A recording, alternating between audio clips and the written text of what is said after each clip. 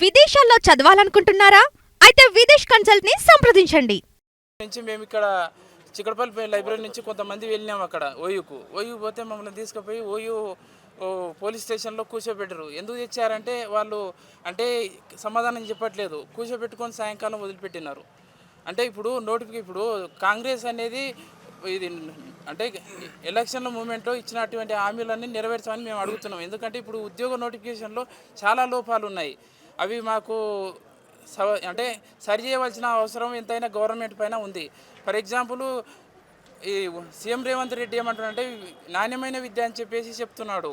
నాణ్యమైన విద్య అంటే ఇప్పుడు ఫర్ ఎగ్జాంపుల్ టెట్ ప్రమోషన్లు వచ్చిన వాళ్ళు అంటే ఇప్పుడు ప్రమోషన్లో వచ్చిన టీచర్ల వాళ్ళకు అంటే టెట్ లేకుండా ఇప్పుడు సుప్రీంకోర్టులో గవర్నమెంట్ మద్దతు ఇస్తుంది. ఇంకోటి ఏంటంటే వాళ్ళకు 2 ఇయర్స్లో నాలుగు టెట్లు రాసినా కూడా వాళ్ళు క్వాలిఫైడ్ కాలేని వాళ్ళకి కూడా టెట్ అవసరం లేదని చెప్తున్నారు. మరి నాలుగు టెట్లు రాసినా కూడా వాళ్ళు క్వాలిఫైడ్ కాకుండా ఉంటే మరి నాణ్యమైన విద్యను ఎట్లా అందిస్తారో వాళ్ళు చెప్పాలి.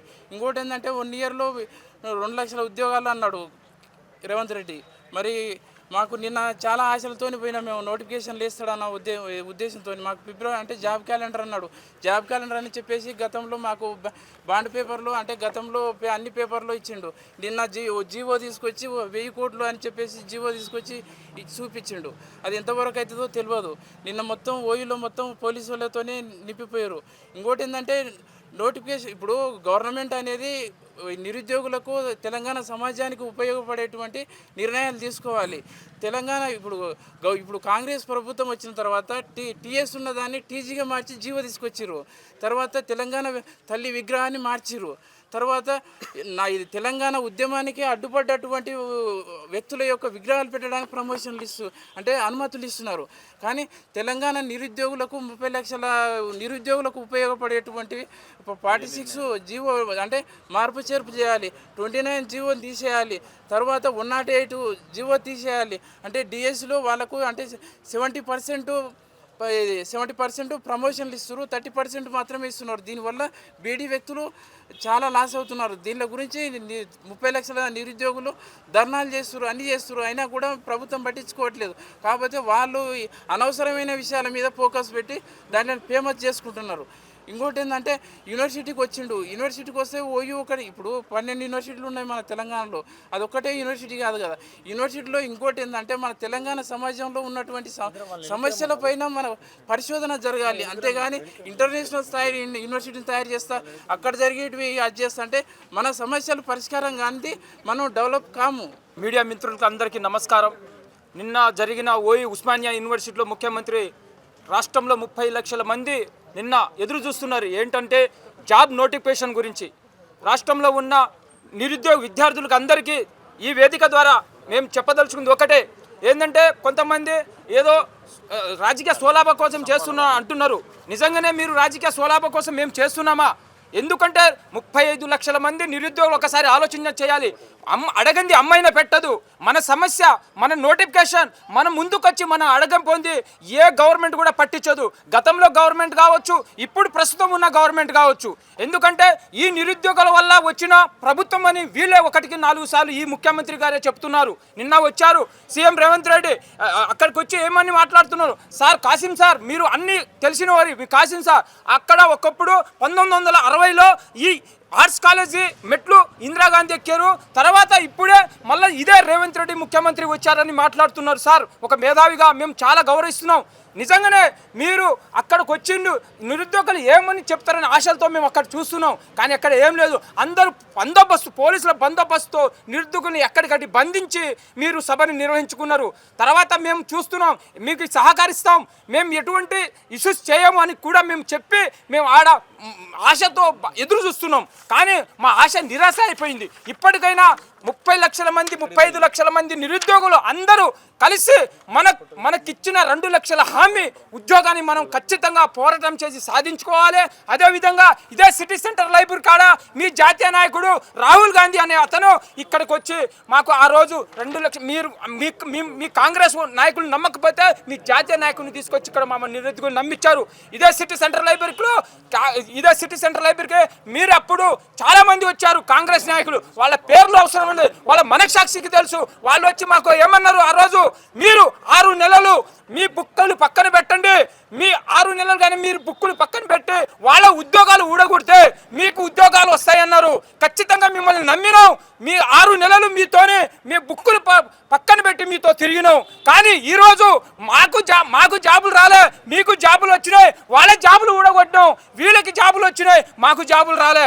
అదేవిధంగా ఇదే నిరుద్యోగులుగా మాట్లాడుతున్నాం. ఇదే నిరుద్యోగులు రేపు భవిష్యత్తులో ఆ ప్రభుత్వాన్ని ఉద్యోగాలు ఎలా ఊడగొట్టినాం, మీకు కూడా ఉద్యోగాలు ఊడగొట్టి కాంగ్రెస్ ప్రభుత్వం అధికారులకు రావడానికి మా ఎమ్మడి తిరిగి ఓట్లు వేయించుకున్నటువంటి ఈరోజు కోదండరామ్ సార్ ఎక్కడ పోయారని చెప్పేసి కూడా ఈ మీడియా వేదికగా మేము అడుగుతా ఉన్నాం.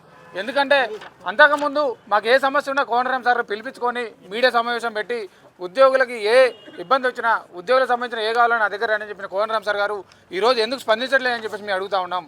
ఈరోజు మీరు బాధ్యత అయినటువంటి ఎమ్మెల్సీ పదవిలో ఉండి అంటే మీరు పదవి రాగానే పెదవి మూసుకునే రకమా?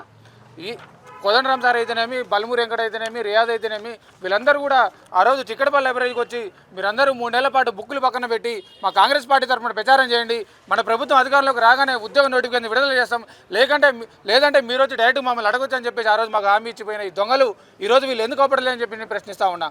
ఉస్మానియా యూనివర్సిటీలో కూడా నిరుద్యోగులందరినీ ముందు కూర్చోబెడతాం, మీరు ఎక్కడో అనుకుంటారని చెప్పిన ఈ దొంగలు కూడా ముందలు కూర్చొని వీళ్ళు సొంత పాడుకుంటా వంతన పాడుకుంటా ఇబ్బంది పడే ప్రయత్నం చేస్తూ ఉన్నారు. నేను ఈరోజు చెప్పేది ఏంటంటే 2 లక్షల ఉద్యోగాలు భర్తీ చేస్తామని చెప్పేసి మీరు ఆల్రెడీ సంవత్సరం క్రితం అధికారంలో రాకముందే సంవత్సరం క్రితమే 2 లక్షల ఉద్యోగాలు భర్తీ చేస్తామని చెప్పారు. ఆల్రెడీ 2 సంవత్సరాలు అయింది, కనీసం 2000 ఉద్యోగ నోటిఫికేషన్ కూడా రాలేదు. ప్రతి ఒక్క నిరుద్యోగి కూడా ఆగ్రహంతో ఉన్నారు. ఎందుకంటే ఆ రోజు మిమ్మల్ని గెలిపించింది ఖచ్చితంగా మీరు వస్తే ఉద్యోగ నోటిఫికేషన్ వస్తాయని చెప్పేసి నిరుద్యోగులందరూ కూడా చాలా ఇబ్బంది పడి అయ్యావ కాలు మొక్కి కూడా మిమ్మల్ని గెలిపిస్తే ఈరోజు అధికారంలోకి వచ్చిన తర్వాత మీరు నిరుద్యోగులు ఇబ్బంది పెట్టే ప్రయత్నం చేస్తూ ఉన్నారు. ఆ రోజు సీఎం రేవంత్ రెడ్డి గారు కూడా నిన్న ఉస్మానియా యూనివర్సిటీకి వచ్చే ముందు ఒక్క పోలీసు కూడా ఉస్మానియా యూనివర్సిటీ ముందు అవపండి అని చెప్పేసి వాగ్దానం చేశారు. కానీ నిన్న ఎక్కడికక్కడ అడిగిన పోలీసులతోటి కంచెలతోటి ఇబ్బంది పెట్టి మా నిరుద్యోగ మిత్రులను కూడా అరెస్ట్ చేసి నైట్ ఎప్పుడో వదిలిపెట్టే ప్రయత్నం చేశారు. ఇదేనా ప్రజాపాలన అని చెప్పేసి అడుగుతా ఉన్నా. ఆ రోజు మీరు అధికారంలోకి వచ్చిన తర్వాత ప్రజాభవన్ ముందర ఉన్నటువంటి కంచెను బద్దలు కొట్టి ఇందిరమ్మ రాజ్యం వస్తుంది, ప్రజాప్రభుత్వం వస్తుంది, నిరుద్యోగులందరూ కష్టాలు తీరిపోతాయని చెప్పేసి రేవంత్ రెడ్డి గారు కూడా ప్రతి ఉపన్యాసంలో నిరుద్యోగులు లేకపోతే మా ప్రభుత్వం వచ్చేది కాదని చెప్పి చెప్తా ఉన్నారు. ఈరోజు నిరుద్యోగులు ఇంత అరిగోసపడుతున్నా, ఇంత ఇబ్బంది పడుతున్నా మీరు ఎందుకు పట్టించుకోవాలని చెప్పేసి అడుగుతా ఉన్నా. కాబట్టి కబడ్దార్ రేవంత్ రెడ్డి గుర్తుంచుకో. చాలామంది నిరుద్యోగులు కూడా ఇప్పటికే స్థానిక సంస్థ ఎలక్షన్లో మీకు బుద్ధి చెప్పడానికి చాలామంది మన మిత్రులు కూడా సర్పంచ్లుగా వార్డు మెంబర్ల నామినేషన్ చేశారు. త్వరలో జడ్పీటీసీ ఎంపీటీసీ ఎలక్షన్లో కూడా అవసరమైతే మేబీ బై ఎలక్షన్లో కూడా మా సత్తా చూపిస్తామని తెలియజేస్తా ఉన్నాం.